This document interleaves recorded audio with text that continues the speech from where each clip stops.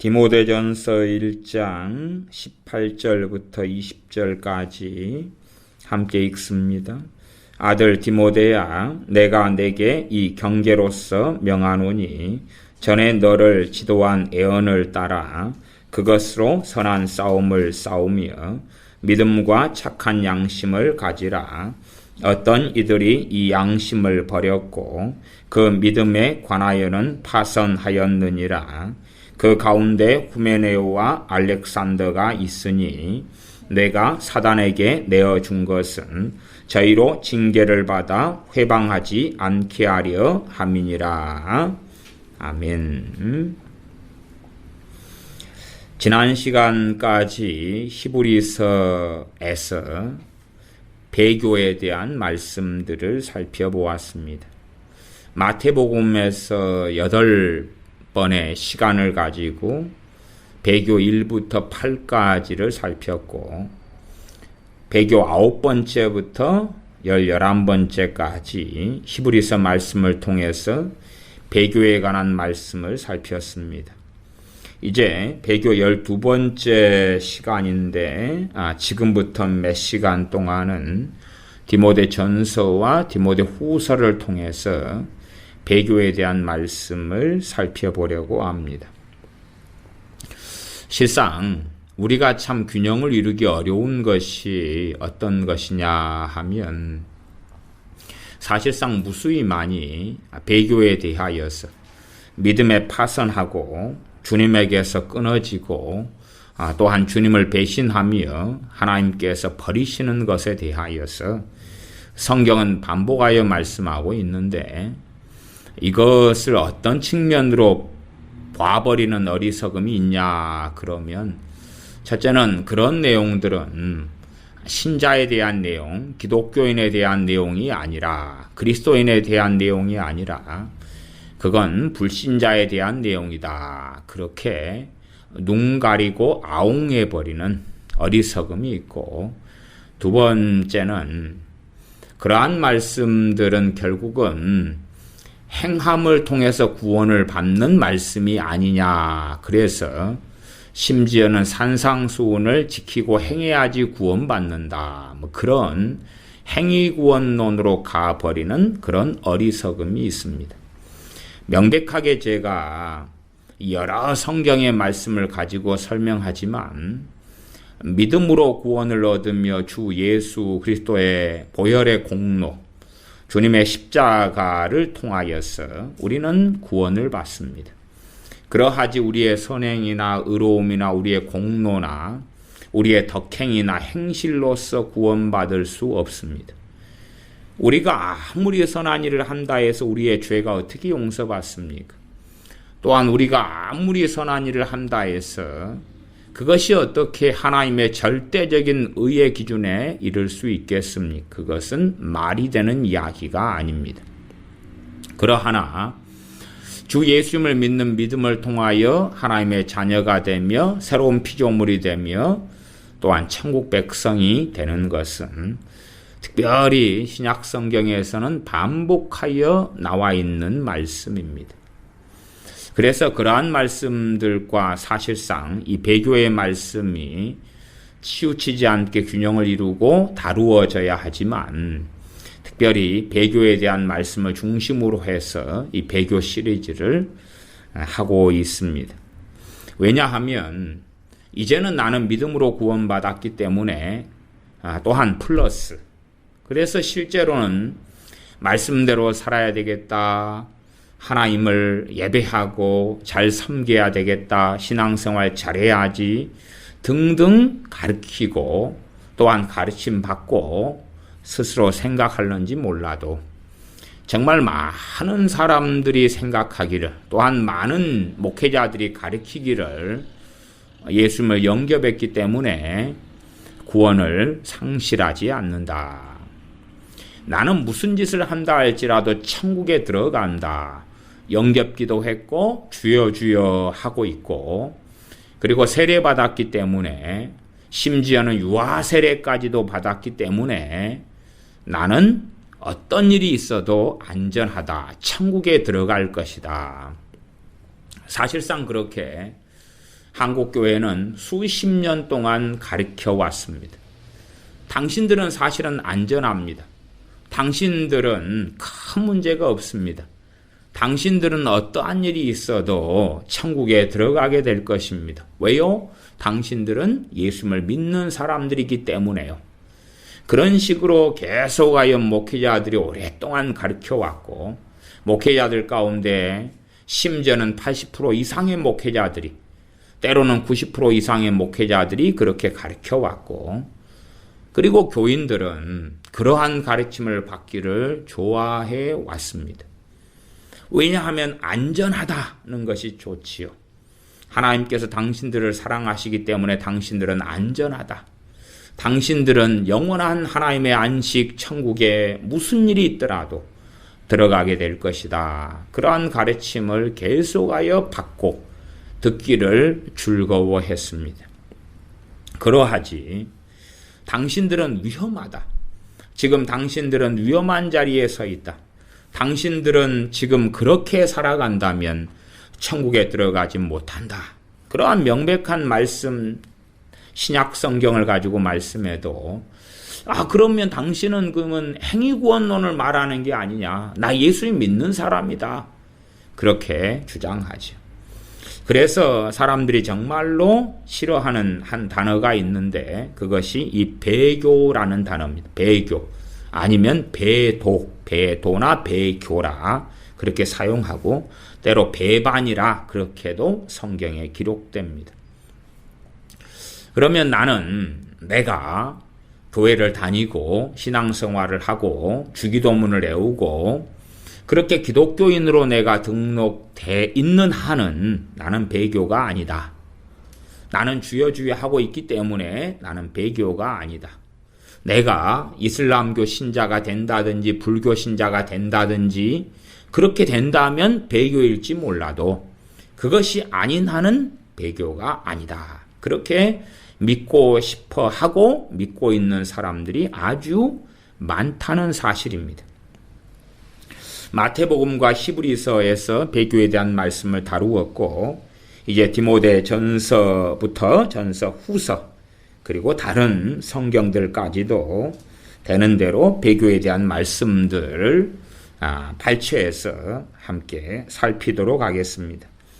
방금 읽었던 본문이 디모데전서 1장 18절부터 20절까지였습니다. 18절을 제가 읽습니다. 아들 디모데야, 내가 내게 이 경계로서 명하노니 전에 너를 지도한 애언을 따라 그것으로 선한 싸움을 싸우며 선한 싸움을 싸우라. 선한 싸움을 싸우라. 어떤 선한 싸움입니까? 선의 기준은 세상의 도덕률이나 세상의 법률의 기준이 아니고 선의 기준은 당연히 하나님의 말씀이 선의 기준이고 의의 기준이 됩니다. 그러면 선한 싸움은 누구를 위하여 살아가기 위하여 싸우는 싸움이냐 하면 그리스도를 위하여 주님을 위하여 살아가는 싸움입니다.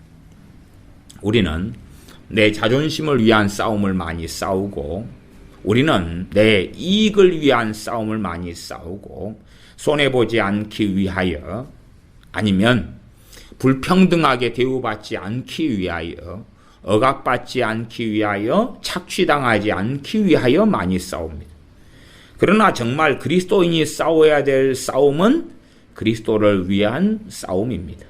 그래서 어떠한 싸움, 어떠한 다툼이 정말 좋고 선한 것처럼 보일지라도 과연 그 싸움이, 그 다툼이 누구를 위한 싸움이며 누구를 위한 다툼인가 하는 것을 우리는 반드시 살펴보고 점검해야 될 때가 유감스럽게도 아주 많습니다.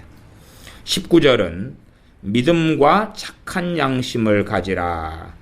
어떤 이들이 이 양심을 버렸고 그 믿음에 관하여는 파선하였느니라. 디모데전서 1장 19절은 명확하게 배교에 대하여 말씀하고 있습니다.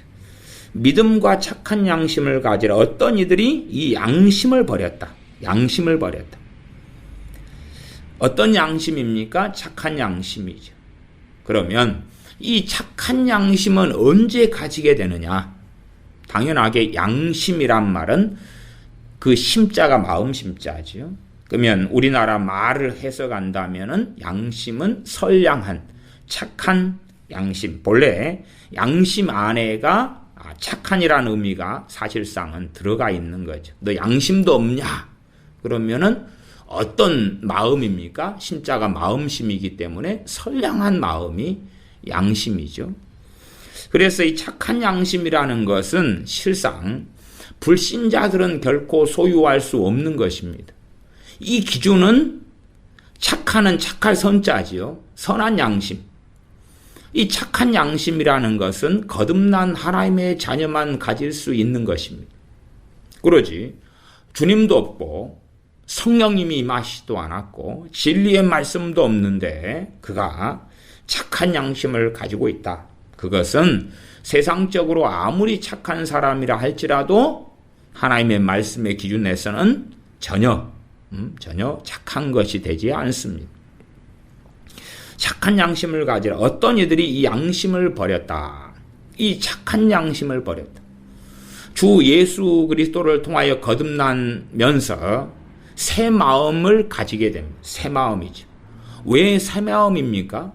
자기를 위하여 살던 삶에서 자기의 영광, 자기의 평안, 자기의 안락을 위하여 살던 삶에서 자기가 주인된 삶에서 아니면 돈이 주인되거나 가정이 자녀가 부모가 형제가 친구가 혹은 자기의 우상이 주인된 삶에서 주 예수 그리스도께서 주인된 삶으로 터닝하지요.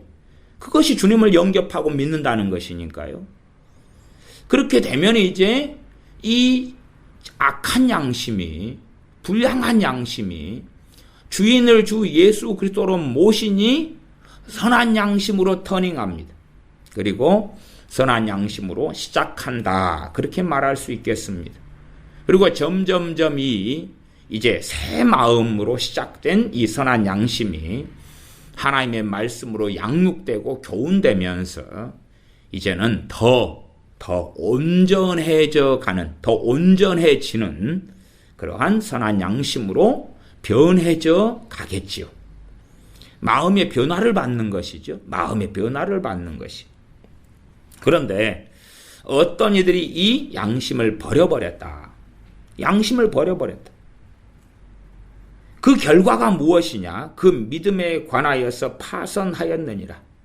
파선이란 단어는 배가 바다를 항해하다가 그러다가 그냥 태풍을 만나든지 암초에 걸리든지 좌초에서 침몰해 버리는 것입니다. 우리 어떤 사람이 그리스도인으로서 출항해가지고 망망대해를 항해하다가 저 천국 본향에 도달하지 못하고 파선해 버리는 것이죠. 믿음이 파선했다는 것은 끝났다는 이야기죠. 이건 불신자에 대한 이야기가 아니라 당연히 기독교인, 당연히 예수를 믿는 사람에 대한 이야기입니다. 왜요? 믿음에서 파선했으니까. 불신자는 믿음을 가지지 않았고 또한 착한 양심을 가지는 그 길을 걷지 않았다 그 말이에요. 그리스도인은 예수 그리스도를 믿으면서 이제는 하나님의 말씀을 기준으로 삼고 말씀을 가지고 살아가는 그 길을 걸어가는데 이제 그렇게 같이 시작했던 그리스도인 예수를 믿는다고 하는 사람들이 양심을 버려버렸다. 그 양심의 기준은 당연하게 세상의 기준이 아닙니다. 나는 지금껏 양심대로 살아왔다. 당신의 양심의 기준이 뭐냐? 그러면 내 기준이지, 내 철학이지, 내 가치관이지, 내 감정이지, 내가 좋아하는 것. 이 소위 기독교인이라고 하는 젊은 청년들을 만나서 그래서 너희들은 어떤 직장과 직업을 가지고 싶냐 물어보면 자기가 좋아하는 직장과 직업을 가지고 싶다는 거예요. 자기가 좋아하는 직장, 자기가 하고 싶은 일. 그러한 유감스럽게 기독교인이라면 사실은 바른 양심이 될 수가 없어요. 왜? 주님께서 기뻐하시는 일을 하고 싶다고 해야 되는데, 그런 친구들은 오히려 주님을 이용하면서 주님, 제가 기뻐하고 제가 좋아하는 일로 직업을 주십시오. 그렇게 기도하는 거지. 그러한 기도가 주님을 조롱하고 모욕한다는 생각을 하지 않는 것이지. 주님을 믿었다면 주님의 소유가 되었기 때문에 주님께서 자기에게 원하시는 일을 하려는 소원과 열망이 있어야 되고, 주님께서 원하시는 길이 기본적으로 그리스도인의 삶을 십자가의 길이라고 말하는 그러한 개념도 우리가 알고 있지 않습니까?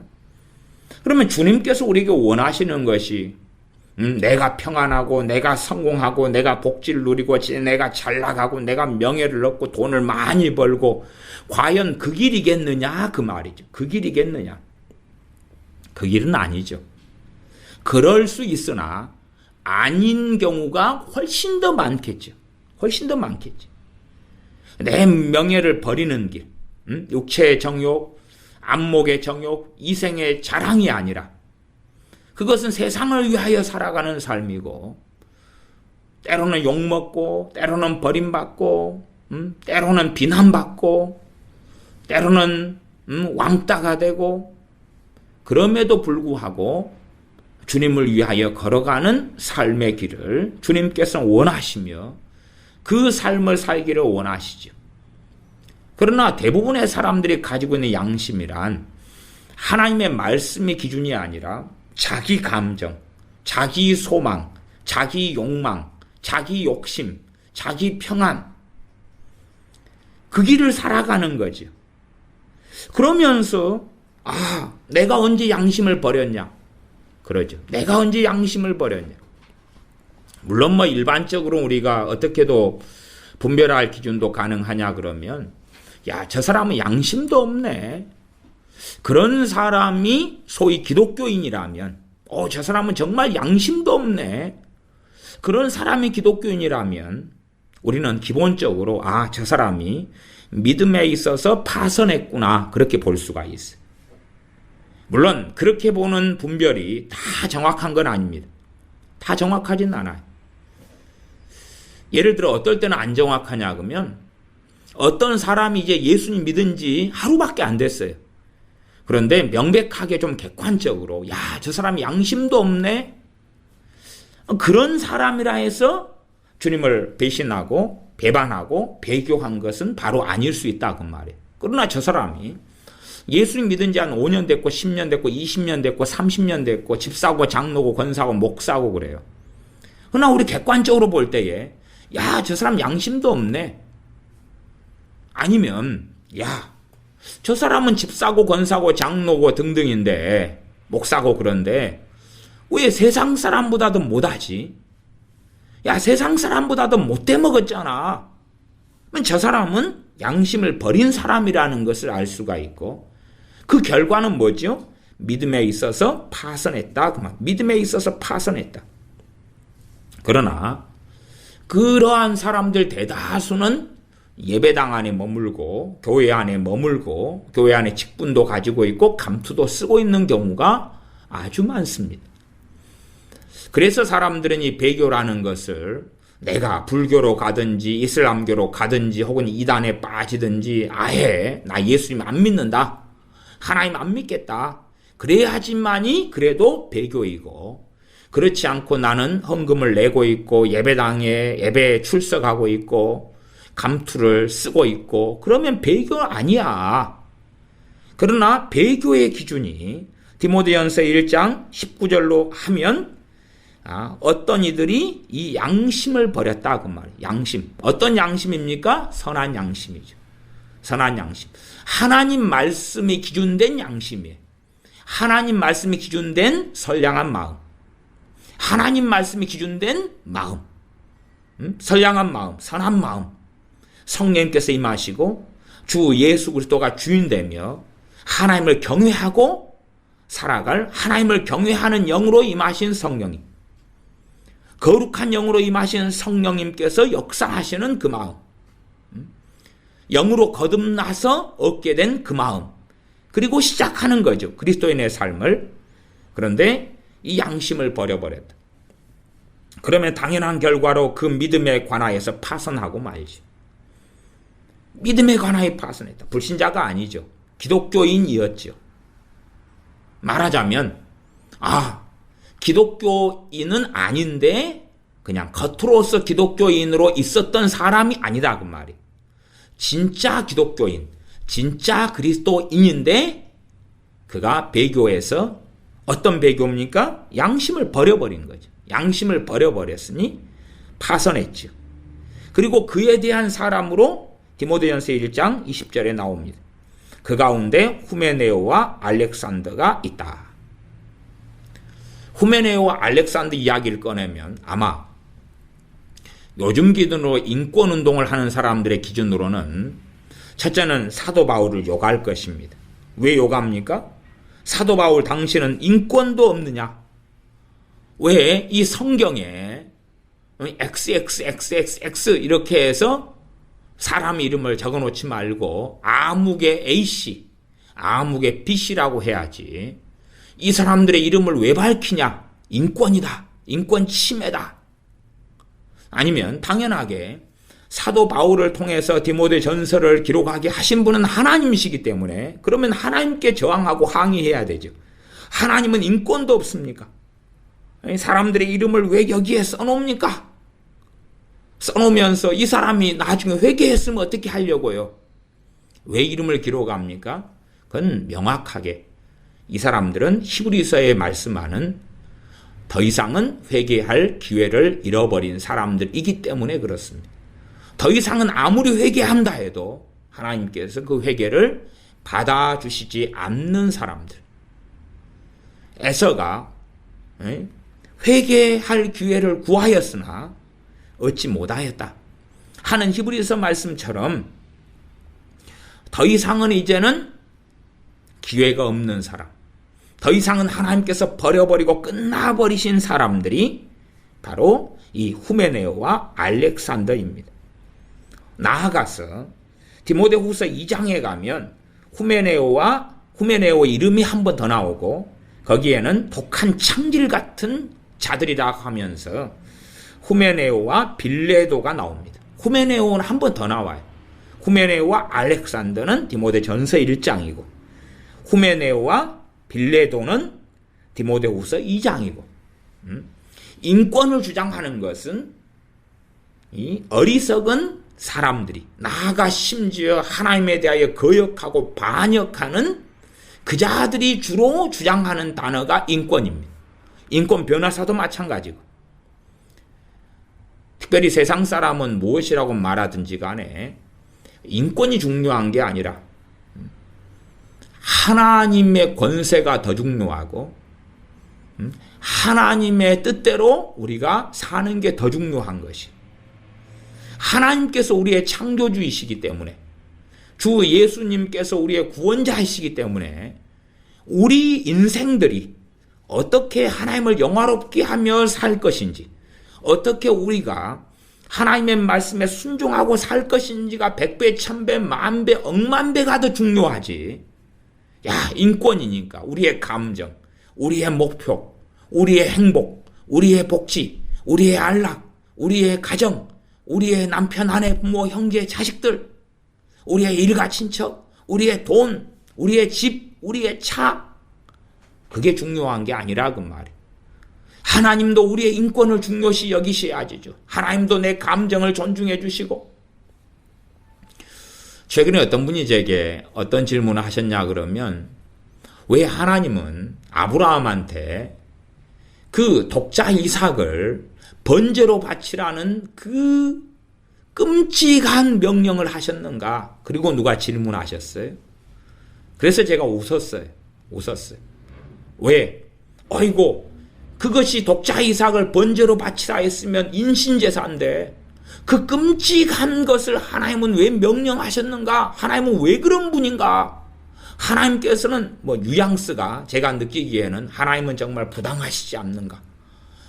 용납하고 받아들일 만한 또 타당한 그런 요구를 하셔야지 왜 그 끔찍한 명령을 하시는가?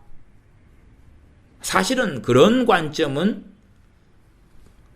뭐 질문하신 분의 뱃속은 제가 모르겠으나 나는 그런 관점이라는 것은 상당히 그분이 현대적 인권에 심취했다. 나의 권리, 나의 욕구, 나의 감정, 나의 정서, 나의 비전, 나의 욕망, 나의 소원, 나의 행복. 그런 것이 중요하지. 사실은 주님을 기쁘시게 하는 데 있어서 우리 행복은 별 가치가 없습니다.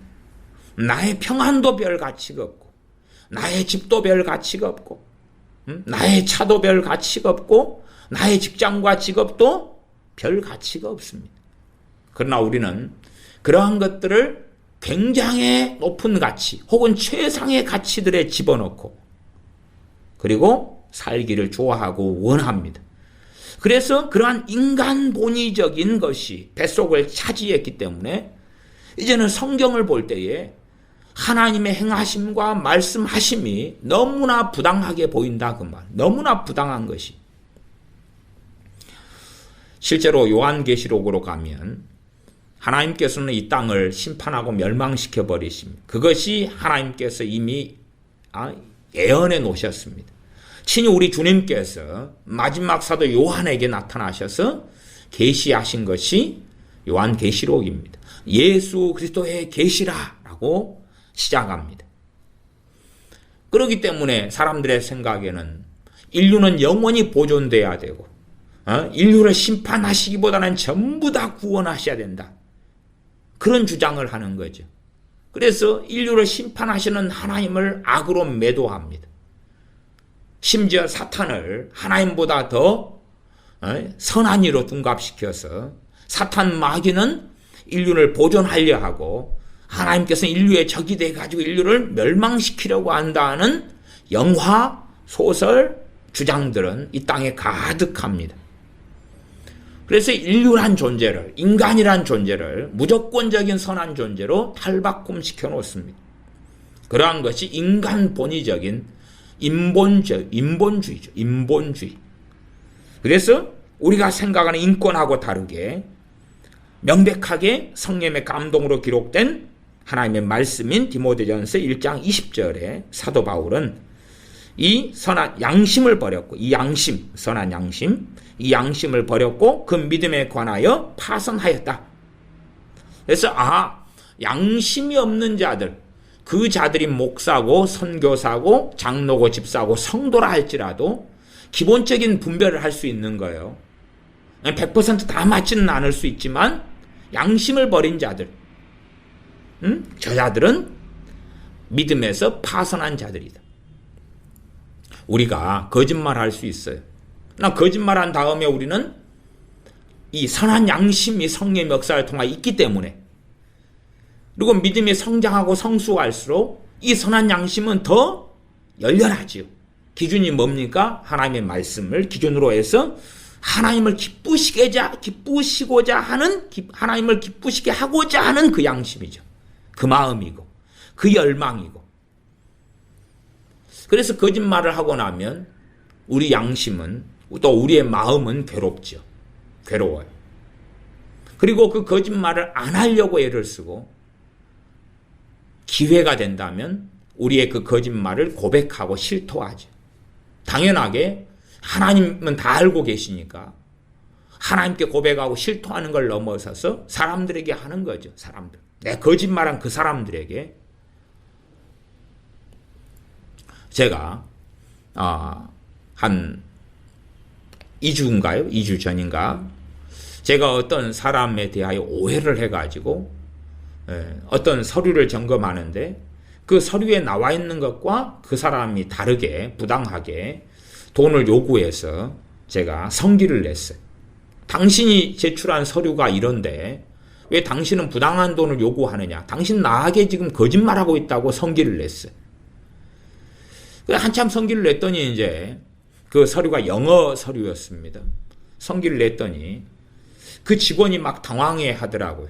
그러면서 이제 높은 직원이, 그 직원보다 더 높은 직원이 다른 서류를 가지고 왔어요. 그래가지고 보여주는 거예요. 보여주는데 새로 법령이 바뀌었더라고요. 그러니까 일단은 그 회사 직원의 잘못도 있어요. 과거 법의 기준에서 서류를 저한테 보여줬으니까 그 기준으로는 그 직원이 부당한 돈을 요구한 것인데 새로운 법으로 바뀐 것에 보면 맞는 거예요. 그래서 어쨌든 제가 성기를 냈기 때문에 마음이 참 그랬어요. 더군다나 이제 제 입장이 목사이기 때문에 더 그런 거죠. 그래서 제가 영어로 대화를 해야 되는 상황이어서 말이 짧아서 제대로 표현을 못하고 돌아와서 이제 마음이 좀 그래서 이메일로 영어를 써가지고 내가 아까 성기를 부려서 정말 미안하다 이렇게 사과하는 메일을 보냈는데 답신이 왔더라고. 괜찮다, 이해한다, 이렇게. 어쨌든 이 그리스도인들이 가지는 양심은 당연하게 하나님 말씀이 기준이기 때문에 세상 사람들의 양심과 달라요. 그러나 어떤 사람이 그리스도인이라고 하는데 그 양심이 세상 사람들과 같다면 그는 이미 선한 양심을 버렸다는 것이죠. 나아가서 그리스도인으로 살아온 연수가 더해져 갈수록 우리의 양심은, 우리의 또 마음은 선한 양심을 가지게 되어야 하고 하나님 말씀으로 변화되어 가야 하는 것입니다. 그러나 저 사람의 양심이, 저 사람의 마음이, 저 사람의 양심이 세상 사람들보다 더 못하고 심지어는 불신자보다 더 안 좋다. 어떻게 그리스도인이 돼가지고 기독교인이 돼가지고 저럴 수 있는가 한다면 그런 사람들의 대다수는 이미 믿음에 관하여 파선했다. 그리고 이제 그런 사람들이 교회 안에 있으면서 회방, 이관질, 분쟁, 분란, 시기, 질투 온갖 것을 일으킵니다. 왜? 그들은 천국에 가는 천국 백성이요. 그리고 나는 구원받았고 하나님이 나를 기뻐하시고 나는 하나님의 자녀고 내 기도에 하나님은 응답하고 계시고 그런 등등으로 주장하기 때문에 그렇습니다. 그런 등등으로 주장하면서 온갖 분란, 이간질, 거짓말, 회방을 일삼고 그래서 자기의 그 악한 양심을 기준으로 교회의 행정, 교회의 방향성 그런 등등을 다 지배하고 조종하기를 원합니다. 그리고 교회가 전체적으로 더러워져 가지고 유감스럽게 목회자가 주의 종이 이 양심을 버리고 선한 양심을 버리고 믿음에서 파선된 사람들이 주의 종들인 경우들이 의외로 많습니다. 그런 경우에는 이제 교회 전체가 더러워지고 교회 전체가 고통을 받죠. 실제로 좀 죄송한 이야기지만 그런 경우가 되면 어떤 일이 일상적으로 벌어지냐 그러면 그런 경우라는 것은 목회자가 선한 양심을 버렸고 믿음에 있어서 파선됐을 때에 어떤 일이 주로 벌어지냐 그러면 다 맞는 건 아닙니다. 그러나 예배당에 가서 예배 드리는 것이 굉장히 괴롭게 됩니다. 말하자면 주일날이 내일 모레다 그러면 이제 주일 전부터 고통이 찾아오기 시작합니다. 오늘 토요일이야. 잠이 안 올 수도 있습니다. 금요일이야. 내일 모레 이틀 지나면 주일날 예배당에 가야 돼. 응? 그럼 어떻게 예배를 드리지? 굉장히 괴로운데 벌써부터 너무 괴로워. 그리 된다면 다는 아닙니다만은 전반적으로 그 사람이 선한 양심을 버렸고 믿음에서 파선한 목회자일 수 있고 아니면 그 교회의 중직자나 교회의 어떤 사람이나 많은 사람이 그런 사람들이 많을 수 있다는 사실입니다. 그렇지 않으면 믿음에 있어서 파선되지 않았다면 성령의 역사하심이 교회 안에 예배당 안에 예배 때 있을 것이고 그 예배는 설레이고 기대감이 있고 기다림이 있을 거기 때문에 그렇습니다. 물론 정반대일 수도 있습니다. 정반대. 말하자면 내가 믿음에 있어서 파선해버렸어요. 교회는 너무 사랑이 많아요. 그런데 나는 정말 형제가 있다고 말이죠. 성령 충만한 말씀이 전해지고 있어요. 나는 믿음에서 파선됐어요. 그러면 교회 가기 싫겠죠. 꼴도 보기 싫겠죠. 그럴 수도 있다고 말이에요. 그러면 교회가 세속화되는 교회가 되기를 원하겠죠. 같이 가서 맥주 마시고 술 마시고 나이트클럽에 가고 아니면 함께 무슨 동호회나 하고 골프나 치러 가고 세상말이나 하고 개모임이나 하고 그런 교회가 되면 내가 충분히 나가기에 좋겠다. 그렇게 생각할 수 있는 믿음에 있어서 파손된 사람도 있다고 말이에요. 그래서 그런 사람들은 자기처럼 교회를 만들기를 원한다고 말이에요. 자기처럼. 교회 안에 개모임을 만들고 돈 관계를 엉망으로 빌리고 어쩌고 저쩌고 엉망으로 만들고 온갖 거짓말 이간질을 하고 구역 모임 셀 모임을 통해서 오 좋다 파당과 분당을 만들 좋은 기회다. 그리고 파당과 분당을 교회 안에 계속하여 만들어가기도 할 것이다. 그 말입니다. 디모데전서 1장 20절 그 가운데 후메네오와 알렉산더가 있으니 내가 사단에게 내어준 것은 저희로 징계를 받아 회방하지 말게 하려 함이니라. 징계와 심판이 있죠. 그에 대한 것을 구분해서 설명하는 건 쉽지 않고 실상 그 두 가지 개념은 상당히 믹서되어 있기도 합니다. 후메네오와 알렉산더를 내가 그러면 사도 바울이죠. 사도 바울이 사도권으로 사도의 권세로 사단에게 후메네오와 알렉산더를 내어줬다. 사단에게 내어주면 사탄이 막 역사하고 괴롭히고 비참하게 하겠죠. 그래서 징계를 받으면 사탄의 공격, 역사, 비참함이 오고 참담함이 오면 그러면 회방하지 않게 되겠죠. 왜요? 자기가 너무 괴로우니까. 사실은 이 악한 자들이요. 잘 먹고 잘 살고 건강하고 평안하고 그러면 남을 해치는데 나서게 됩니다. 제가 이 악인들을 많이 만나봤는데 악인들이 너무나 자기 인생 괴로울 때는 그 악이 눌러져 있습니다. 자기도 살기 힘들고 괴롭고 힘들고 그러니까 악을 눌러놓습니다. 이 악인들이 활발하게 활동할 때는 언제냐 그러면 남보다 잘나고 돈이 많고 자기가 평안하고 자랑을 할 수 있고 돈을 막 쓸 수 있고 그리고 집도 있고 차도 있고 이 잘 나갈 때 악을 굉장히 광범위하게 이 악을 행할 수 있는 경우가 아주 많습니다. 말하자면 이 악인들이 몸이 아파요. 겔겔겔해요. 그러면 악을 행하는 것이 주춤하거나 멈출 수밖에 없습니다. 왜요? 자기가 너무 몸이 아프니까 자기가 힘들어 죽겠는데 빨빨거리고 다니면서 악을 행하기 어렵다고 말해요. 내가 몸이 아파 죽겠는데 전화를 걸어서 누구를 이간질하고 공격하고 그 정신머리가 없다고 말이에요.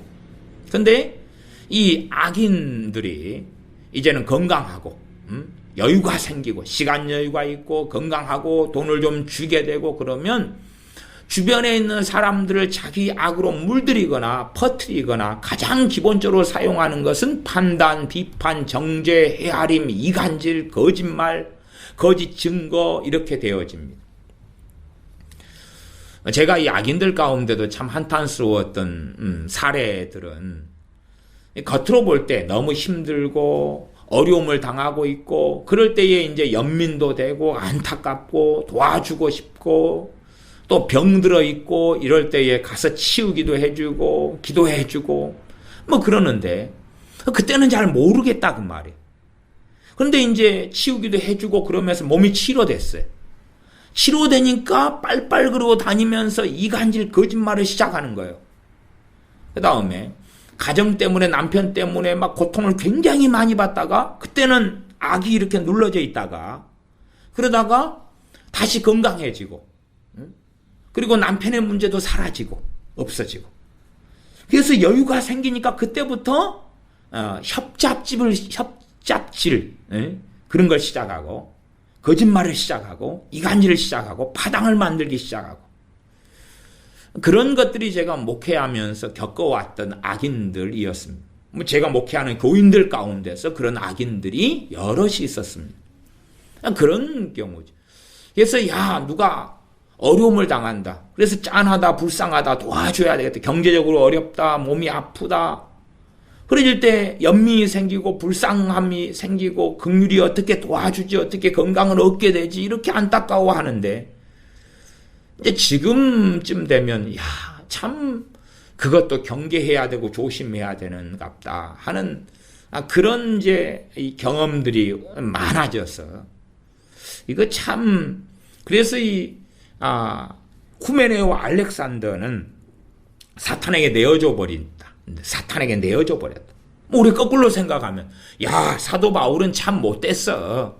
사도 바울은 오히려 후메네오와 빌레도를 사랑하고 그리고 이 후메네오와 알렉산더죠. 후메네오와 알렉산더를 사랑하고 오히려 후메네오와 알렉산더에게 사탄이 역사하려고 그러면 사탄을 물리쳐줘야 되는데 사탄에게 넘겨줘 버렸다니. 그러니까 사람들은 성경을 자기가 읽고 싶은 것만 읽는다 그 말이에요. 성경을 자기가 보고 싶은 것만 읽고 싶은 것만 읽는 거예요. 하나님의 사람, 성령 충만한 사람 또한 성령님께서 인도하심에 따라 살아가는 사도 바울이 이 믿음에 있어서 파선하고 선한 양심을 버린 후메네오와 알렉산더를 사탄에게 내어줘 버렸다. 이게 사탄에게 이제 고통을 받네요. 사탄의 고통을 받으니까 회방할 정신이 없다 그 말이에요. 자기 삶이 비참하고 건강이 악화되고 막 귀신이 들리고 역사하고 그런데 정신이 어디 있어서 회방하러 다니고 거짓말하러 다니고 이간질하러 다니겠냐 그 말이. 그렇게 후메네오와 알렉산더를 사탄에게 사도 바울은 넘겨줘 버렸다. 이게 사도의 권세고 권위겠죠. 그래서 이 배교한 사람들인 후메네오와 알렉산더 이야기를 통해서 믿음에 있어서 파선하고 배교한 사람들, 선한 양심을 버린 경우를 예제로 들고 있습니다. 그러면서 디모데에게 믿음과 착한 양심을 가지라고 말씀하는 거예요. 디모데만이 아니라 우리 자녀들. 제가 디모데 전서 등을 통해서 영적 아버지인 사도 바울이 영적 아들인 디모데를 어떻게 양육하고 있는가, 또한 주의 종임에도 불구하고 계속 어떻게 양육하는가 하는 것이 디모데 전서나 후서나 디도서 등이 단지 목회 서신이 아니라 영적인 자녀 또한 실제 우리의 자녀를 양육하는 교본이다. 그런 설교를 한 적이 있습니다.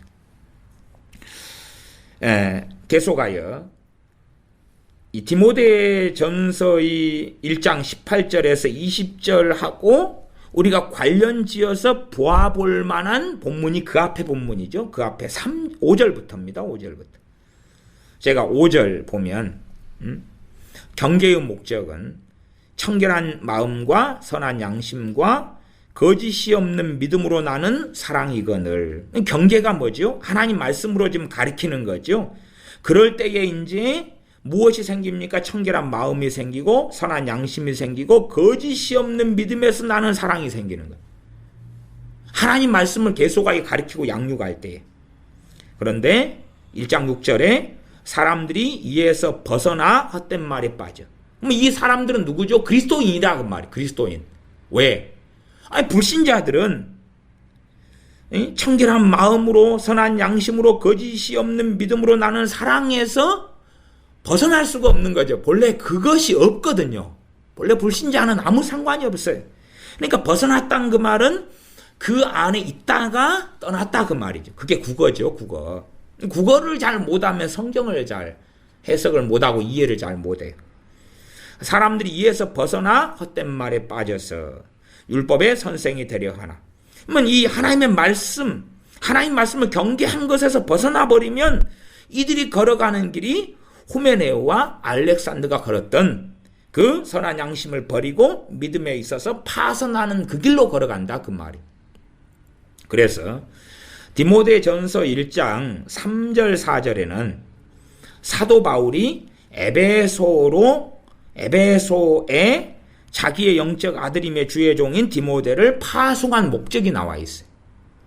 1장 3절로 가면 내가 마게도냐로 갈 때에 너를 권하여 에베소에 머물라 한 것은, 에베소에서 머물러 가지고 디모데에게 무엇을 하라고 그러겠죠? 에베소에 있는 교회, 에베소 교회, 에베소의 교인들을 어떻게 하라 그러냐면 어떤 사람들을 명하여 다른 교훈을 가르치지 말며. 지금 다른 교훈, 하나님 말씀에서 어그러지고 벗어난 것을 가르친다 그 말. 그것을 가리키면 어찌 되죠? 잘못된 길로 가죠.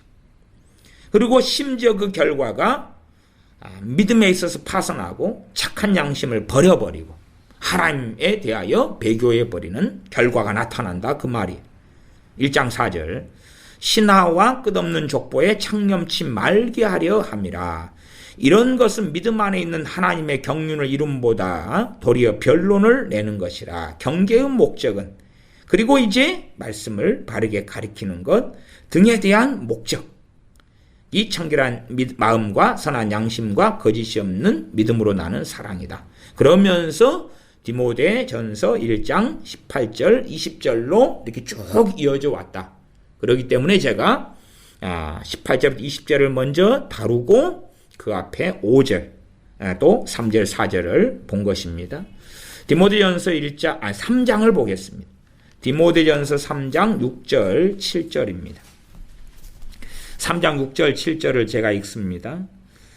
새로 입교한 자도 말지니 교만하여져서 마귀를 정죄하는 그 정죄에 빠질까 하며 또한 외인에게서도 선한 증거를 얻은 자라야 할지니 비방과 마귀의 올무에 빠질까 염려하라. 그러면 3장 6절 7절을 읽었는데 3장 1절부터 나온 것이 감독, 교회 감독의 이 자격, 자질, 교회 감독이 되려면 이러이러해야 된다. 그러면서 나온 말씀이 새로 입교한 자, 이제 그리스도인이 된 초신자는 교회 감독이 될 수 없다. 왜? 교만해져서 또한 이러한 사람들, 외인에게 선한 증거를 얻은 자라야 하는데 왜? 비방과 마귀 올무에 빠질까 염려하라. 마귀 올무에 빠지면 어떤 일이 벌어지죠? 마귀 올무에 빠지면, 올무라는 것은 함정입니다. 단지 그냥 단지 좀 뭐에 걸려 넘어졌다, 아니면은 구덩이에 빠졌다가 아니라, 올무는 함정인데 토끼 덫에 토끼가 걸리면 토끼는 잡혀 죽습니다. 그런 결과가 얼마든지 벌어지겠지. 자, 일단은 4장으로 넘어가겠습니다. 4장 1절 2절입니다. 디모데전서 4장 1절 2절 제가 읽습니다. 그러나 성령님이 밝히 말씀하시기를 후일에 어떤 사람들이 믿음에서 떠나 미혹해하는 영과 귀신의 가르침을 조추리라 하셨나니 자기 양심이 화인 맞아서 외식함으로 거짓말하는 자들이라. 성령님께서 밝히 무엇을 말씀하셨는가? 후일에 어떤 사람들이 어디에서 떠나요? 믿음에서 떠나. 믿음에서 떠나. 배교지요. 믿음에서 떠나려면 믿음에 있었어야지만이 떠날 수가 있는 거예요. 그리고 지금 예수를 믿는 믿음도 안 가졌는데 예수를 믿는 믿음을 통해 하나님의 자녀가 되고 거듭났고 천국 백성이 되었고 천국의 유업을 받는 자가 된 거죠. 근데 믿음을 가졌어요. 예수를 믿었어요. 믿음에서 떠나가지고 그래서 미혹해하는 영과 귀신의 가르침을 조추리라. 그러면 미혹해하는 영과 귀신의 가르침을 쫓는 대다수의 사람이 과연 주님을 믿는다 그럴까요? 안 믿는다 그럴까요? 다 믿는다 그래요. 대다수가 믿는다 그래요. 대다수가 이제 믿기 때문에 거짓 선지자 노릇하고 거짓 사도 노릇하고 거짓 선생 노릇하고 계시 받았다 그러고 주님의 이름으로 기도하고 주님의 이름으로 말하고 그렇게 한다 그 말이에요. 그러지. 믿음에서 떠나가지고 불신자가 되었다. 그러면 미혹해하는 영과 귀신의 가르침을 줬지 않겠죠. 왜? 미혹해하는 영이 누구를 빙자해서 말하지요? 성령님을 빙자해서 말하는 거예요. 그러지. 아니 어떤 사람이 믿음에서 떠났어요. 그래가지고 귀신의 음성을 듣고 살아가겠냐 그 말이에요. 물론 교회 신앙성 하던 사람이 점쟁이가 되고 무당이 되는 경우가 있어요. 그런 경우는 있어요. 그것도 상당히 있어요. 사실은 근데 그런 경우는 전체로 이야기하면 소수가 되는 거예요. 그거보다는 이제 어떤 사람들이 자기는 성령님인 줄 알고 귀신의 음성을 듣는 거예요. 자기는 주님인 줄 알고 미혹해하는 영을 받는 거예요. 또한 귀신의 가르침. 아니 목사, 선교사, 집사, 장로인 사람이 귀신의 가르침인 줄 알고 받겠냐 그 말이. 귀신이 나타나가지고 내가 너를 가르쳐주겠다. 예, 아멘, 가르쳐주세요라고 목사, 집사, 장로, 권사가 그러겠냐 그 말이. 그러지 않지요. 귀신의 가르침을 누가 가르칩니까? 이건 성령의 깨달음이다. 주님의 계시다. 그렇게 한다 그 말이. 그러면 이 사람들에 대하여서 사도 바울을 통하여 성령님께서 명백하게 말씀하셨는데 믿음에서 떠났다 그런다. 믿음에서 떠났다. 그러니까 미혹되어 있는 다수의 사람들이 믿음에서 떠난 사람들이구나. 다시 말하면 배교자들이구나 그 말. 배교자들이구나. 미혹된 사람들의 모든 사람이라고 저는 이야기하지 않았습니다. 그것은 이제 주님만이 정확하게 판단하실 일이고 우리는 그렇게까지는 판단하지 못합니다. 그러나 유감스럽게 미혹되어 있는 사람들의 다수가 믿음에서 떠난 사람이다. 아니면 미혹되어 있는 그 사람들은 믿음에서 떠나고 있는 중이다까지 이야기할 수 있습니다. 다시 말하면 잘못된 길에 들어서 있고 저 사람들이 저 길로 계속 걸어갈 때에 저들은 배교자일 수밖에 없다. 사실은 믿음에서 떠나야지 미혹해 하는 영과 귀신의 가르침을 좇을 수가 있는 거예요. 왜? 믿음에서 떠나지 않았다면 성령님은 그에게 역사하셔가지고 귀신하고 귀신이 가르칠 때 아니다 그러실 거 아니에요. 믿음에서 안 떠나면 성령님이 막 계실 텐데 성령님이 안 계시니까 믿음에서 떠나면 성령님과 상관이 없지요. 믿음에서 떠나가지고 배교자가 됐는데 성령님이 그에게 계속 역사하시겠냐 그 말이 말도 안 되는 이야기지.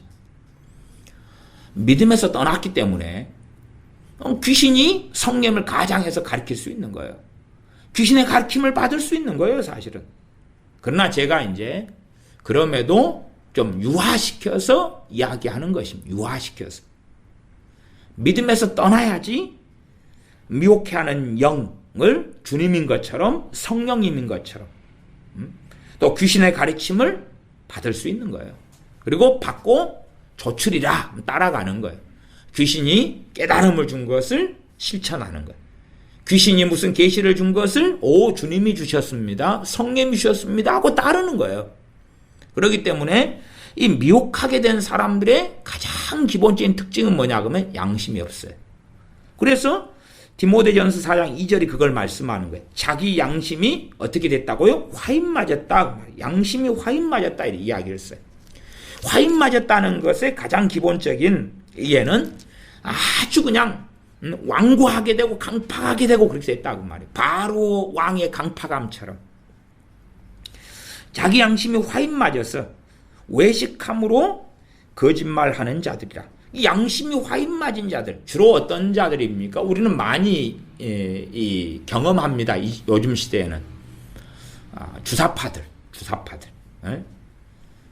청와대에 많이 살죠. 좌파들 이런 자들은 양심이 화인 맞아요. 김정은이 양심이 화인 맞은 자들이 이미 양심이 화인 맞았어. 그래서 입에 다는 것이 거짓말이에요. 거짓말. 오늘 이렇게 말해놓고 내일은 전혀 다르게 말하면서 자기가 어제 직접 심지어는 방송에 나와서 이야기를 했는데 오늘은 그 버젓한 것을 반대로 나 그런 말 한 적 없다 그래버리는 거예요. 요즘 들어서 청와대 애들이 많이 그럽니다. 양심이 화인 맞았기 때문에 더 이상은 기대할 문제가 없다 그 말이에요. 그런데 그 양심이 화인 맞은 자들을 위하여 중보기도 하는 사람들도 많아요. 양심이 화인 맞은 그 자들을 위해서 막 선한 양심을 가지게 해달라고 마귀는 떠나가라 막 그러면서 양심이 화인 맞아서 외식함으로 거짓말하는 자들이라. 이 자들은 믿음에서 떠났다. 믿음에서 떠났다.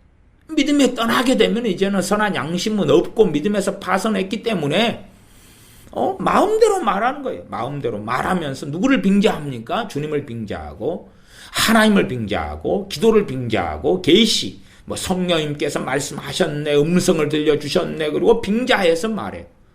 그런데 외식하려면 어떻게 말해야 되죠? 나 하나님을 경외해요. 이게 하나님의 뜻이에요. 이렇게 하면 하나님을 기쁘시게 해요. 난 주님을 너무 사랑해요. 그렇게 하는 거예요. 언제요? 그 말할 때. 우리가 영화배우나 연예인 보면은 감정을 잡아요. 감정을. 그래서 이제 대본을 가지고 거짓된 연기를 하는 거예요. 뭐 남녀가 서로 연인도 아니면서 그때 감성을 막 일으켜서 연인인 척해요. 연인인 척. 그러면 그때 막 사랑을 느껴요. 그 잠깐의 연기하는 시간 동안에. 아니면 살인마의 배역을 어떤 배우가 해요. 그럼 그때는 이제 살인마의 혈기 막 증오심을 막 일으켜가지고 그 연기를 하는 거예요. 그런 것처럼 이 양심에 화인 맞은 자들은요, 막 찬양할 때도 주님을 사랑합니다. 그럴 때는 자기가 주님을 사랑하는 것 같은 감정을 일으켜요. 주님을 사랑하는 것 같은. 여러분 사랑합니다. 그럴 때도 막 사랑하는 감정을 그때 일으키는 거예요. 언제 동안만요? 그 잠깐 동안만. 그것을 외식이라 그러는 거예요. 외식. 외식은 잠깐 그렇게 가장하고 가식할 수 있고 그러면서 자기도 그걸 믿는 거예요. 나 주님을 사랑하는갑다. 잠깐 동안 믿는 거예요. 그 연기하는 친구들이 연기에 너무 몰입하면 정신병이 찾아옵니다. 왜냐하면 연기에 몰입하면 그 어떤 배역의 감정, 정서, 그 사람인 것처럼 열렬하게 하는 거예요. 말하자면 어떤 영화를 한 3개월을 찍으면 3개월 동안에 그 배역을 맡은 그 사람으로 돼버리는 거예요. 그 사람으로 돼버리고 그 사람의 감정에 몰입해버리고 그러면 사람들의 평가는 상당히 인상적이고 좋은 연기가 나왔다. 그러지만 그 사람은 사실은 이상해져 가고 있는 거예요. 이상해져 가고 있는 거예요. 그런 것처럼 이 믿음에서 떠나고 미혹해하는 영과 귀신의 가르침을 따르는 이 사람들이 특성이 외식이에요. 외식. 그때 연기를 하는 거예요. 겉과 속이 다른 거예요. 그래서 이중적인 마음을 갖기도 하고 그 다음에 사용하는 건 일상적인 거짓말이에요. 일상적인 거짓말. 그래서 이 사람들은 예를 들어 귀신의 가르침을 받고 뭐 아무것도 없었어도 주장하기를 오늘 아침에 길을 나오는데 주님께서 내게 이렇게 말씀하셨다. 그렇게 써먹어요.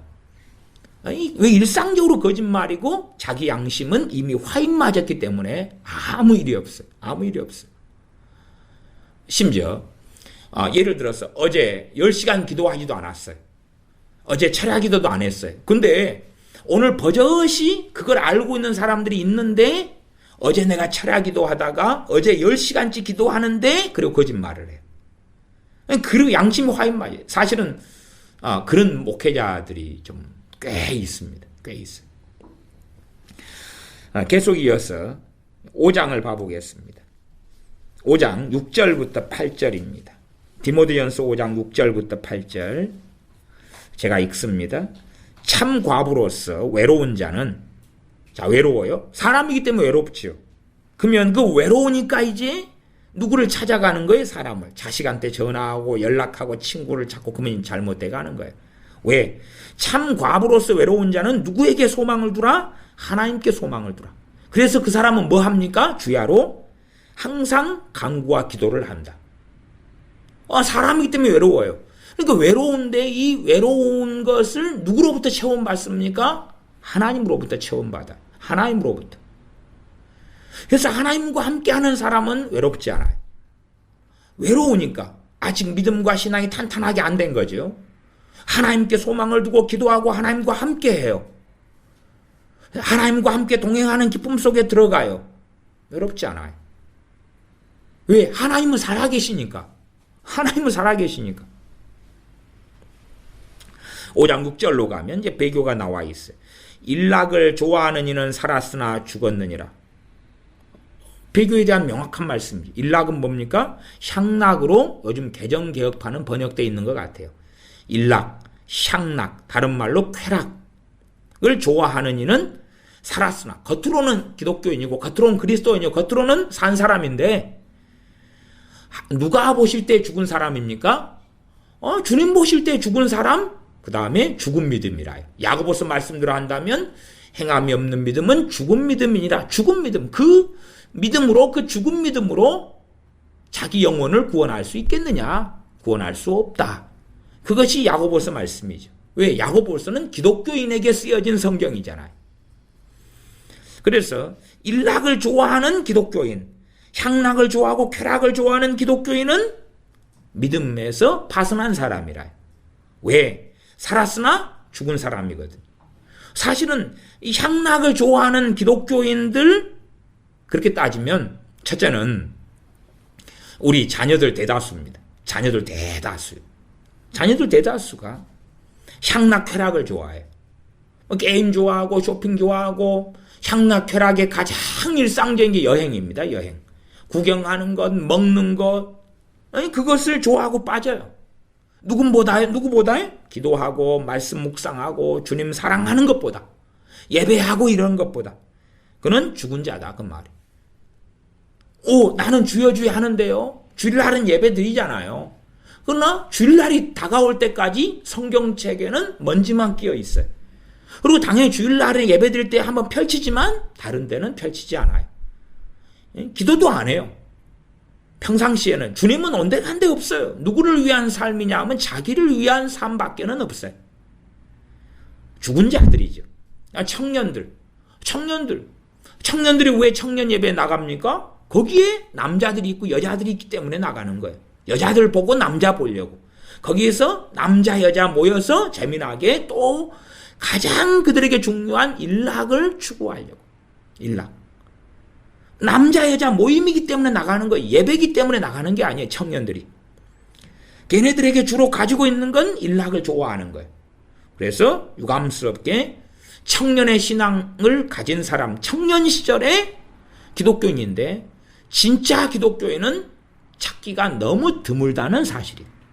왜? 살았으나 죽었느니라 하는 주님의 사도 바울을 통한 판단이 있기 때문에 그렇죠. 계속 7절에 보면 너가 또한 이것을 명하여 그들로 책망받을 것이 없게 하라. 디모데가 이러한 과부들을 명해가지고 책망받을 것이 없도록 바르게 말씀을 가르치고 양육하는 것을 하라 그 말이죠. 5장 8절로 가면 누구든지 자기 친족 특히 자기 가족을 돌아보지 아니하면 믿음을 배반한 자요 불신자보다 더 악한 자니라. 놀라운 말씀이 있네요. 자기 친족 특히 자기 가족을 돌아보지 아니하면 어떤 자라고요? 믿음을 배반한 자라. 믿음을 배반한 자라. 이런 말씀은 상당히 사실은 좀 어려운 말씀이 됩니다. 어려운 말씀이 돼요. 예를 들어 여기서 기본적인 것은 경제적인 부분이에요. 또한 경제적으로 예를 들어 내 부모가 지금 막 굶어 죽어가고 있어요. 근데 나도 같이 굶어 죽어간다면 해당 사항이 없는 거예요. 근데 나는 넉넉해요. 내 부모가 굶어 죽어가고 있어요. 내가 그걸 뻐젓이 보고 알고 있어요. 그런데 내가 쌀을 주지 않고 먹을 것을 주지 않아요. 그런 내용이에요. 왜? 당시에는 어떤 시대이기 때문에요? 생존의 시대예요. 생존의 시대. 그러지. 때로 전화하고 연락하고 경조사에 가고 그런 이야기 아니에요. 왜냐하면 결혼하게 된다 그래도 남자는 부모를 떠나 아내와 한 몸을 이루라. 오히려 남자가 시댁에 가자 그런 게 아니라 부모를 떠나야 되는 거예요. 남자가 떠나는 거예요. 여자하고 한 몸을 이루어서 아내와 한 몸을 이루어 가정을 꾸리는 거죠.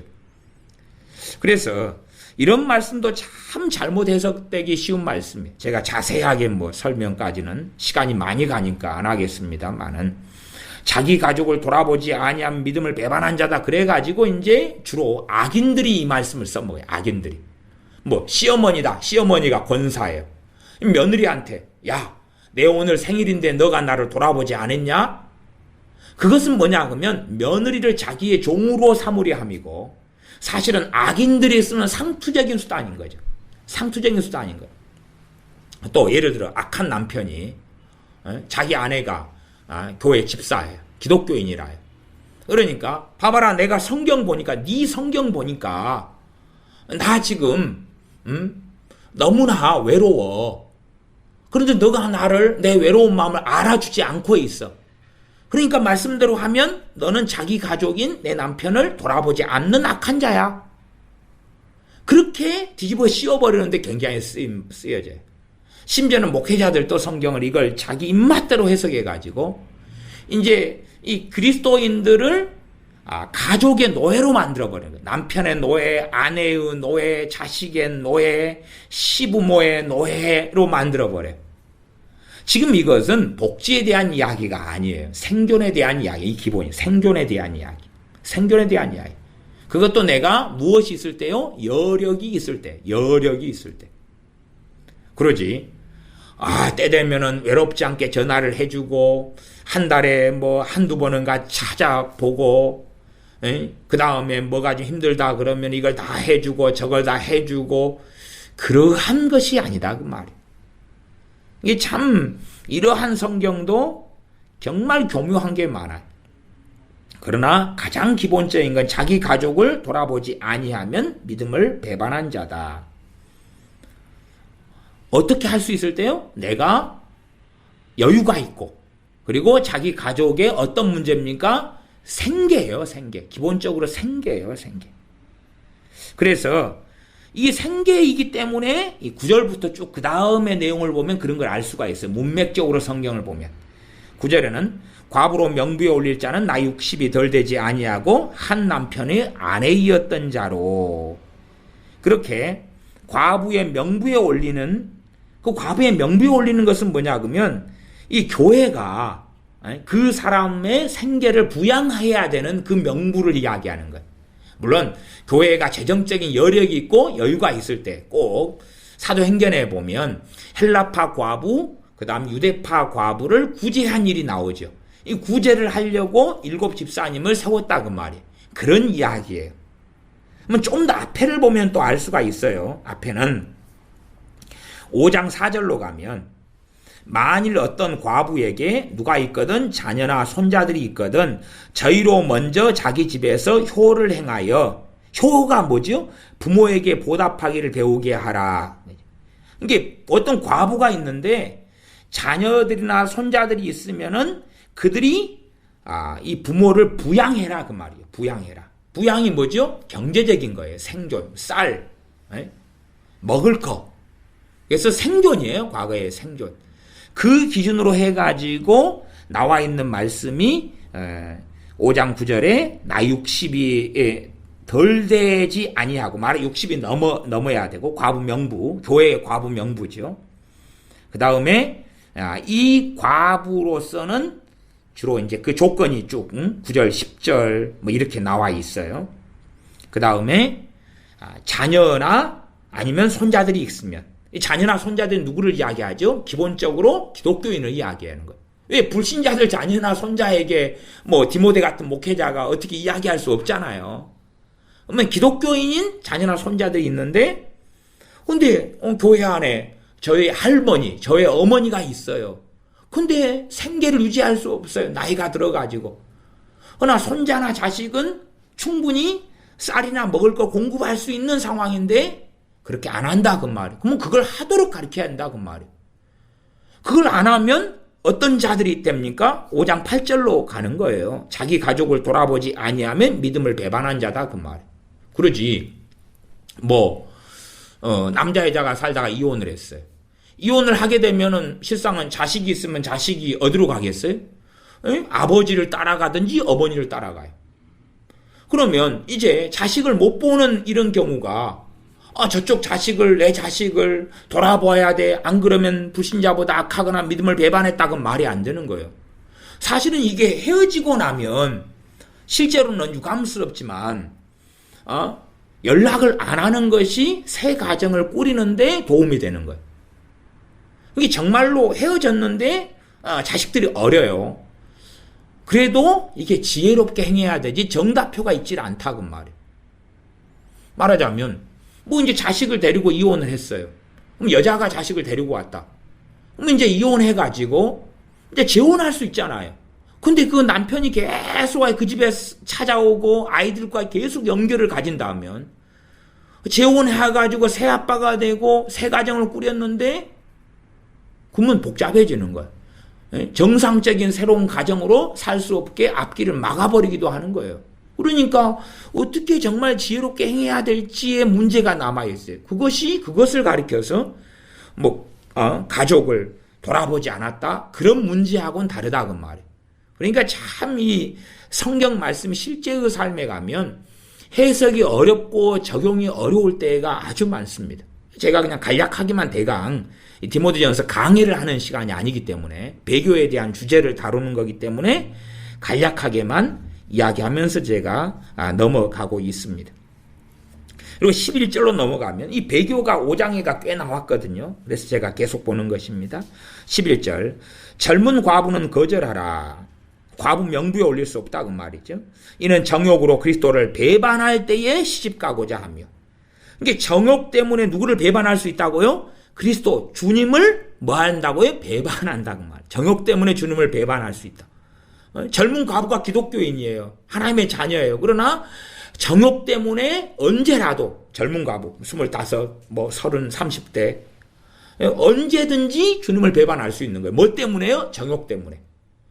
정욕 때문에 주님을 배반해도 대다수의 사람들은 나는 기독교인이다 그러고 남아있어요. 기독교인이다 그러고. 12절 처음 믿음을 저버렸으므로 뭘 받는다고요? 심판을 받느니라. 처음 믿음을 저버렸으므로. 정욕 때문에 주님을 배반해가지고 시집가고자 함이니. 과부 시집간다. 이 재혼에 대한 이야기는 참 어렵습니다. 그래서 제가 전에 마태복음 강의할 때에 이혼과 재혼 이런 등등으로 제가 한 기억도 있습니다만은 재혼에 대한 것을 성경적으로 이야기할 때도 굉장히 어려운 부분이 있고 이혼에 대한 부분도 굉장히 어렵고 조금 설명하려면 아주 방대하게 이야기를 해야 됩니다. 그냥 간단하게 그냥 이건 이거다, 저건 저거다 그렇게 말할 수 없는 아주 복잡한 주제가 이혼, 재혼 이런 부분입니다.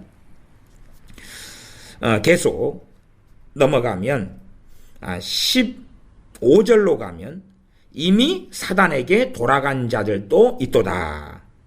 이미 돌아간 자들도 있도다. 그리고 14절로 가면 그러므로 젊은이는 시집가서 아이를 낳고 집을 다스리고 대적에게 회방할 기회를 조금도 주지 않기를 원하노라. 근데 회방할 기회를 안 주려면 젊은 여자들이죠. 거기에 한 걸음 나아가면 젊은 과부가 되기도 합니다. 그래서 시집가고 아이를 낳고 집을 다스리고 그래가지고 대적에게 회방할 기회를 조금도 주지 말기를 원하노라. 이미 사단에게 돌아간 자들도 있도다. 사단에게 돌아가려면 불신자는 사단에게 속했고 사탄의 자식이라 그러는 거예요. 그러니까 사탄에서 벗어났어요. 하나님의 자녀가 돼가지고. 그래가지고 다시 사탄에게 돌아간다는 것은 배교자를 이야기하는 것입니다.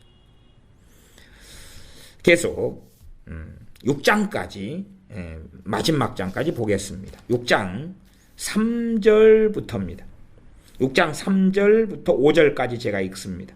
누구든지 다른 교훈을 하며 바른 말고 우리 주 예수 그리스도의 말씀과 경건에 관한 교훈에 창념치 아니하면 저는 교만하여 아무것도 알지 못하고 변론과 언쟁을 좋아하는 자니 이로써 투기와 분쟁과 회방과 악한 생각이 나며 마음이 부패하여지고 진리를 잃어버려 경건을 이익의 재료로 생각하는 자들의 다툼이 일어나느니라.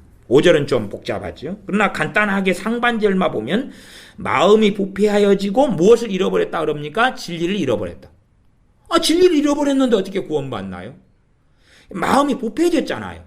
지금 이 디모데 전서에 상당히 강조되는 게 마음이고 양심이고 선한 양심이고 양심입니다. 이게 마음이에요. 양심 그러면 뒤에 심자가 마음 심자잖아요. 마음이 부패해졌다. 그 앞에 말씀에는 양심이 화인 맞았다는 것이 4장 2절에가 나왔잖아요. 그게 마음이 부패해졌어요. 부패한 마음. 이미 이제는 하나님과 끝난 거예요. 마음이 부패해졌어요. 그런 사람들의 특징은 앞에 나왔어요. 다른 교훈을 해요. 6장 3절. 다른 교훈. 다른 교훈은 하나님 말씀하고 다른 이야기를 한다고 말해요. 하나님 말씀하고 다른 이야기를 해요. 그리고 주 예수 그리스도의 말씀과 경건에 관한 교훈에 창명치 않아요. 주님의 말씀에 관심도 없고 관련도 없고 세상 이야기를 막 하는 등등. 결국은 마음이 부패해지고 진리를 잃어버려요. 그리고 이제 경건을 이익의 재료로 생각해요. 경건을 이익의 재료라는 것은 찬양을 통하여 돈벌이하고 선교를 통하여 돈벌이하고 그 다음에 목회를 통해서 돈벌이하고 자기 명예, 영광, 복지를 추구하는 도구로 써먹는 거예요. 그러니까 네, 신학교 교수를 통하여 돈벌이하고, 목사가 되는 걸로 돈벌이하고, 선교사가 되는 걸로 돈벌이하고, 경건이죠, 경건. 중보기도 해줄게, 나한테 돈을 얼마를 내나. 이런 부흥사들도 많고, 목회자들도 많고, 선교사들도 많고. 경건을 하나님을 섬기고 예배하고 기도하고 하나님의 말씀, 신앙서적을 써서 베스트셀러가 되면 돈벌이해서 온갖 거짓말로 주님 만났다, 계시 받았다, 그리고 신앙서적을 써서 5만 권, 10만 권, 20만 권 팔려서 돈 좀 벌고, 그래서 기독교 베스트셀러 작가들 가운데 사실은 양심이 화인 맞고 마음이 부패한 자들이 상당히 있습니다. 최소한은 모르시는 분들은 모르시겠지만 유명한 기독교 목사들 가운데 좌파 목사들인데 베스트셀러 작가들이고 유명한 대형교회 목사고 이런 사람들 많잖아요. 베스트셀러 작가들인데 동성애를 지지하고 기독교 목사인데 그런 사람들, 기독교 유명한 장로인데 유명한 좌파고, 유명한 김일성, 김정일이, 김정은이 추종자고 이런 자들 한국에는 굉장히 많습니다. 굉장히 많아요. 그런 자들은 경건을 이익의 재료로 생각하고 있습니다. NCCK에 속하여서 북한은 인권이 있고 북한은 종교의 자유가 있다고 주장하는 무수히 많은 목사들. 그들은 경건이 뭐예요? 자기가 주의 종이고 목회자고 신학교 교수고 신학교 총장이고 그것을 자기의 이익의 재료, 자기의 성공, 자기의 돈벌이, 자기의 명예, 자기의 영광, 자기의 평안, 자기의 복지, 자기의 성공의 재료로 써먹죠. 그래서 그런 자들은 이제 자기 이익을 위하여 교회 안에 다툼을 일으키고 분란을 일으키고 분쟁을 일으키는 것입니다. 그래서 배교에 대해서 나와 있는 거죠. 6장 9절 10절까지만 읽고 디모데 전서 말씀을 마무리하겠습니다. 9절 10절 부활이 하는 자들은 시험과 올무와 여러 가지 어리석고 해로운 정욕에 떨어지나니 곧 사람으로 침륜과 멸망에 빠지게 하는 것이라. 사람이 부활이 한다. 그래서 시험과 올무와 여러 가지 어리석고 해로운 정욕에 떨어져 가지고 사람으로 침륜과 어디에 빠진다고요? 멸망에 빠진다 그러죠. 멸망에 빠진다. 그러지. 부활에 했고 시험, 올무, 여러 가지 어리석고 해로운 정욕에 떨어졌는데 멸망. 그러면 일찍 죽었다. 그게 아닙니다. 그 멸망은 영원한 멸망을 이야기하는 거예요. 영원한 멸망. 빨리 죽든지 오래 살든지 상관없이 부활해 해요. 부활해. 부자가 되려 한다면 부자가 되려 하니까 결국은 양심에 화인 맞고 수단과 방법을 가리지 않아요. 부자가 되려니까 온갖 거짓말을 해요. 부자가 되려 하니까 사기를 치고 속임수를 써요. 부자가 되려 하니까 불법을 자행하고 저지르고 아무렇지도 않아요. 부자가 되려고 하니까 자기의 권력을 이용하고 자리를 이용해 먹어요. 부자가 되려고 하니까 예를 들어 어느 5급 공무원이 있어요. 5급 공무원이 장로님이라요. 그런데 이제 어느 지역에 토지 개발하는 그러한 정보를 자기가 알게 됐어요. 그래가지고 그쪽 땅이 개발하고 땅값이 올라가는 걸 알게 되니까 그걸로 돈벌이가 되니까 그 땅을 이제 자기 아내 이름으로 친척들 이름으로 누구 이름으로 해가지고 몰래 사놓는 거예요. 개발이 되니까 값이 2배로 3배로 올랐어요. 그런 것을 이제 해나가면서 장로로 사는 거예요. 그러니까 부자 되려고 돈을 벌려고 왜 돈이 많으면 더 평안하고 집이 더 좋아지고 차가 더 좋아지고 더 존경받고 더 명예를 얻는 것이 한국 사회잖아요. 그러나 그는 이미 침륜과 멸망 속에 빠지고 혹은 빠져버렸는지도 몰라요. 그래서 6장 10절은 돈을 사랑함이 일만하게 뿌리가 되나니 이것을 사모하는 자들이 미혹을 받아 어디에서 떠납니까? 믿음에서 떠나죠. 믿음에서 떠나요. 이렇게 나왔잖아요. 배교죠, 배교. 믿음에서 떠났잖아요. 지금 행위로 구원받는다는 게 아니에요. 믿음에서 떠난 거예요. 믿음에서 떠나니까. 믿음에서 안 떠났으면 시간이 지나가면 그들은 열매를 맺어요. 왜? 성령님이 도와주시고 기도하고 하나님 말씀에 능력 있고 역사가 나타나고 말씀이 안에 계속 들어오고 먹고 어린아이가 음식을 먹고 그러면 자라가고 성장하는 것처럼 예수님을 믿어요. 믿음이 안 떠났어요. 시간이 지나가요. 말씀으로 먹고 말씀으로 양육받고 기도하고 예배하고 그리고 그는 열매를 맺어가요. 주님을 위한 열매를 맺어가요. 그래서 열매를 맺어가지 않는다는 것은 그는 잘못된 길에 들어섰다는 이야기를 하고 있는 거예요. 그러지 행위 구원을 이야기하는 게 아니에요. 하나님 말씀이. 믿음으로 은혜로 말미암아 구원을 얻었나니 이것이 너희 행위에서 난 것이 아니라 그렇게 에베소서 2장 8절은 정확하게 말씀하고 로마서 갈라디아서 계속 말씀하고 있는 거예요. 그러니까 잘못되고 성경을 잘못 해석해서 야 믿음으로 구원받아 오직 믿음이라고 말하면 이상한 사람이야. 저 루터가 이상한 이야기했어. 종교개혁자들이 오직 믿음에서 잘못된 이야기했어. 이 망상에 드는 사람들이 아주 많아요. 그러나 오직 믿음으로 구원받아요. 그러면 믿음에서 떠나니까 그들은 불신자가 되고 양심에 화인 맞은 자가 되고 믿음에 파선한 자가 되고 지옥 백성이 되고 사탄에게 돌아간 자가 되는 거예요. 그 이유 중에 하나가 이 디모데 전서 6장 9절 10절은 부하려 하는 것. 돈 많이 벌고 6장 10절은 돈을 사랑하고 그래가지고 돈을 사모하는 자들이 뭘 받아요? 미혹을 받아요. 미혹을 받으니까 이제 제가 주식하는 것을 죄라고 보지 않습니다. 그러나 어떤 주식은 죄입니다. 미혹을 받아가지고 막 욕심과 탐욕으로 주식을 하고 그 다음에 파산하고 그걸 때우기 위해서 친척들 가족들의 돈을 끌어당기고 그리고 가지고 도망가고 누가요? 집사고 장로고 권사고 목사가 그렇게 하는 거죠.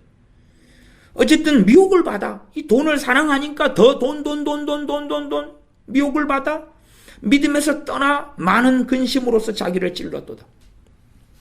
제 아는 목사님이 자기 월급을 많이 올려달라 그랬어요. 갖고 교인들하고 싸웠어요. 근데 일부의 교인들이 교회 형편상 월급을 더 올려줄 수 없다고 그랬어요. 내년까지 기다려보자 그랬는데 설교 시간에 이제 그 자기 월급을 지금 교회 재정 상황상 올려줄 수 없다고 하는 그 집사님, 그 교인을 계속하게 공격을 한 거예요. 설교 시간마다 공격을 한 거예요. 그러니까 결국은 나중에 그 집사님이 저에게 찾아왔더라고요. 찾아왔어요. 그러니까 제 아는 목사님이니까 저한테 찾아와서 하소연하러 온 거예요. 자기 교회 담임 목사님인데 목사님하고 친한 이분이 지금 이러고 있다고. 정말 그랬냐고 제가. 그리고 저는 그 목사님하고 결별했습니다. 어쨌든 그렇게 돈을 사랑함으로써 이제 강단을 더럽히고 하나님 말씀을 통해 사람을 조종하고 지배하고 정죄하고 이런 목사들도 많이 있어요. 그래서 그런 사람들이 미혹을 받았어. 어떤 미혹입니까? 돈을 사랑하니까 돈을 더 벌기 위해서는 별짓을 다 한다 그 말이. 미혹을 받아 믿음에서 떠나 많은 근심으로서 자기를 찔렀도다. 디모데 전서만 해도 얼마나 이 배교에 대해서 많이 나왔고 믿음에서 떠나는 것이 얼마나 많이 나왔습니까? 그런데 어떻게 도대체 목회자들과 또한 교인들은 배교에 대해서 부정을 해버리냐 그 말이에요. 아니면 돈을 사랑하면서도 안전하리라 그러고 돈이 많은 사람들, 돈이 많은 사람들을 우대하고 높이고 어떻게 그렇게 살아가냐 그 말이에요. 돈을 사랑해도 괜찮다고 생각하고 하나님이 원하시는 것은 우리의 성공이다, 우리의 복지다 하는 이상한 궤변을 주장하냐 그 말이에요. 명백하게 이번 시간은 디모데 전서만 했지만 디모데 후서도 다음 시간에 하겠지만 계속하여 배교에 대하여 경고하고 있는 것을 우리는 들어야 됩니다. 기도하겠습니다. 아버지 하나님, 우리가 하나님의 말씀을 읽고 보는 눈이 가리워져서 우리 제멋대로 우리 마음대로 성경을 해석하는 사람들이 아니라 명확하게 하나님 말씀을 보면서 우리가 선한 양심을 버리지 않고 선한 양심을 가지고 또한 믿음을 가지고 믿음에 파선된 자가 아니라 또한 돈을 사랑하는 자가 아니라 세상을 사랑하는 자가 아니라 온갖 거짓말과 외식으로 가득 찬 자들이 아니라 참으로 하나님의 말씀에 따라 하나님의 말씀의 교훈에 주님의 말씀의 교훈에 창념하고 주님을 사랑하고 말씀대로 살기를 원하며 의의 길을 따라가는 진리의 길을 걷는 우리가 되도록 도와주시옵소서.